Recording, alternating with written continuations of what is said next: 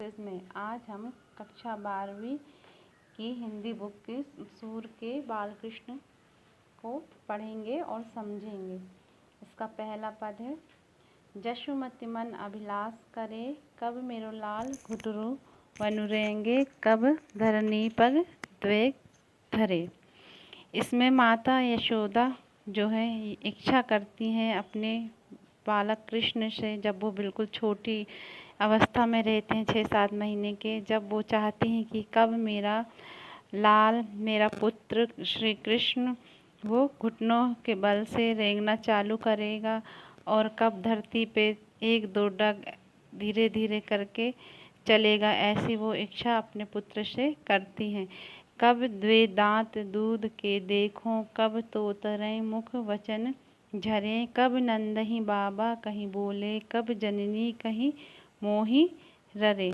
और कब मैं उसके सामने के 2 दांत, दूध के दांत जो आते हैं बच्चों के, वैसे ही वो चाहती हैं कि कब मैं 2 दांत उसके सामने मुंह में दूध के देखूं और कब वो अपने मुख से तोतली भाषा में थोड़े थोड़े शब्दों को बोलेगा और कब नंदही बाबा कहीं बोले और वो उसी तोतली भाषा में नंद को कब बाबा कह के बुलाएंगे और कब मुझे अपनी माँ कह के बोलेंगे। यह अभिलाषा जो इच्छा है माता यशोदा अपने पुत्र से करती हैं। कब मेरो अचरा गही मोहन, जोई सोई कही मोह से झगरे, कब धो तनक तनक कछु खे हैं, अपने कर सो मुख ही भरे।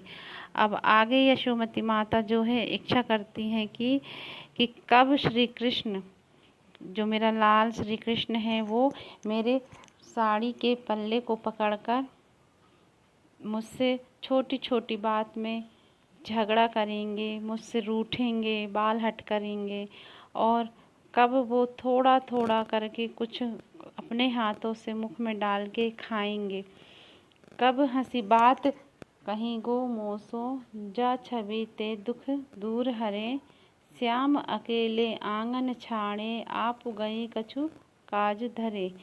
और वो कब मुझसे कुछ बात पे जो है वो जो छोटी छोटी सी जो बात होती हैं उस बात को कह के वो हंसेंगे, मुस्कुराएंगे, खुश होंगे, तो मैं उनकी इस छवि को देख के क्या है जो मेरे जो सारे दुख हैं वो दूर हो जाएंगे। ऐसा कब होगा, ऐसा यशोदा माता सोचती हैं। ऐसा मन में इच्छा करते हुए माता यशोदा बालक कृष्ण को आंगन में छोड़ के अपने कुछ काम के लिए अंदर चली जाती हैं। यही अंतर अंधवाई उठियो एक गरजत गगन सहित गहरे, सूरदास ब्रजलोक सुनत धुनि, जो जह तह सब अतहि डरे।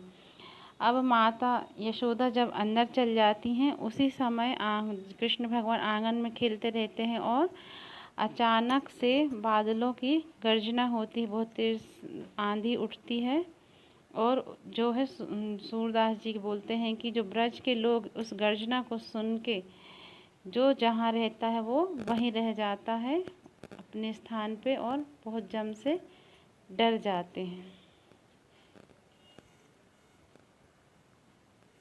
हम इसका दूसरा पद देखेंगे जिसमें जो है कृष्ण भगवान थोड़े जब बड़े हो जाते हैं और वो बाल हट करते हैं कहाँ जाने की, जंगल में ग्वालों के साथ गाय को चराने के लिए, और कैसे फिर माता उनको मना करती हैं पर वो मानते नहीं हैं, उसी का वर्णन इसमें सूरदास जी ने किया है। आइए देखते हैं। आजू में गाय चरावन जे हूँ, वृंदावन के भांति भांति फल अपने कर में खेहूँ। अब यहाँ जो श्री कृष्ण हैं वो अपनी माँ से जिद कर रहे हैं, कह रहे हैं कि आज मैं गाय को चराने के लिए जाऊंगा ही, और वहाँ जाकर जो है जंगलों में जाकर जो वृंदावन में जो विभिन्न प्रकार के फल लगे हुए हैं वन में, तो मैं उन फलों को अपने हाथ से तोड़कर खाऊंगा। ऐसा कौन? श्री कृष्ण अपनी माँ से कहते हैं। ऐसी बात कहूँ जनि बारे, देखो अपनी भांति, तनक तनक पग चैलहूँ कैसे, आवत हैं राती।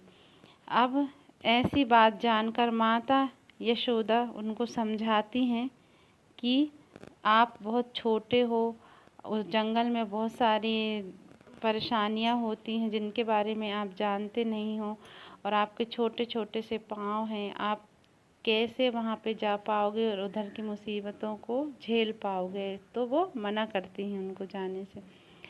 प्रात जात गैया ले चारन, घर आवत हैं सांझ, तुम्हरो कमल बदन कुमलहि, रेंगत घामहि मांझ।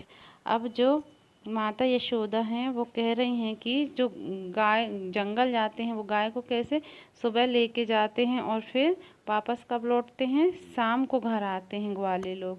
और तुम्हारा जो शरीर है वो कमल के समान नाजुक है, कोमल है, तो वो उधर की धूप को सहन नहीं कर पाएगा और तुम्हारा बदन जो है कुम्हला जाएगा, मुरझा जाएगा, और तुमको चलते चलते यहाँ पहुँचने में क्या हो जाएगी, रोज़ शाम हो जाएगी। और ऐसा एक दिन ही नहीं होता है, ये डेली का रोज़ का काम है जो ग्वाली लोग करते हैं, पर ये तुम नहीं कर पाओगे, इसलिए वो जाने से मना करती हैं। तेरी सुमोही घाम न लागत, भूख नहीं कछु नेक, सूरदास प्रभु कहियो न मानत, परियो अपनी टेक।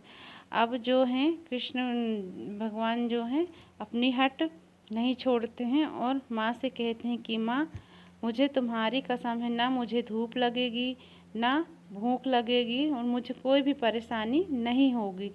अब सूरदास जी कह रहे हैं कि प्रभु को कितने ही प्रकार से समझाएगा लेकिन वो अपनी हट नहीं छोड़ते हैं, वो अपनी जिद ही पकड़े रहते हैं और उन यशोदा माता की एक भी बात नहीं मानते हैं। अब हम इसका तीसरा पद समझेंगे। संदेशो देवकी सो कहियो, हो तो धाई तिहारे सुत की, मया करत ही रहियो। अब जो है यशोदा माता जो यहाँ है इस पद में सूरदास जी बता रहे हैं कि यशोदा माता जो देवकी के लिए एक संदेशा भेजती हैं, किसके हाथ से, उद्धव के हाथ से संदेशा भेजती हैं, और जो उद्धव श्री कृष्ण के बहुत ही अच्छे मित्र हैं उनके हाथ से वो संदेशा भेज रही हैं देवकी माता के लिए। जो देवकी माता जो कौन है, श्री कृष्ण की जन्म देने वाली माता।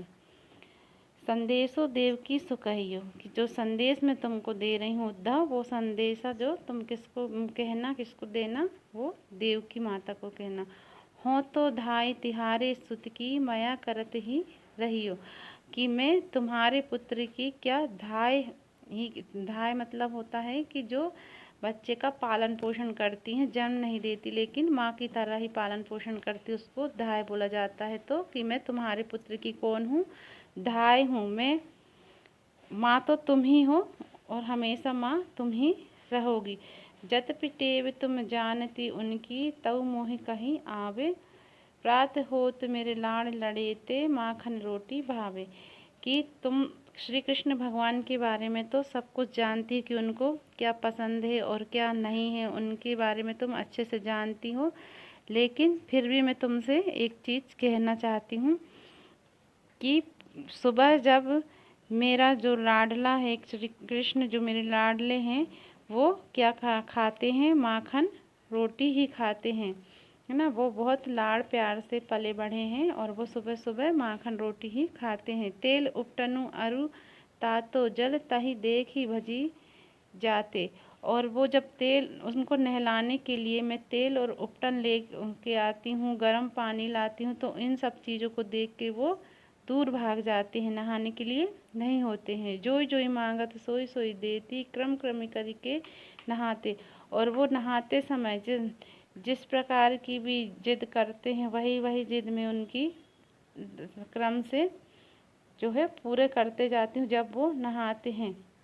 उनका कहने का मतलब यही है कि मेरे जो हैं बहुत लाड़ प्यार से मैंने उनको पाला है और वो जो भी जिद करते हैं वही मैं उनकी पूरी करती हूँ, तो ऐसा तुम भी करना।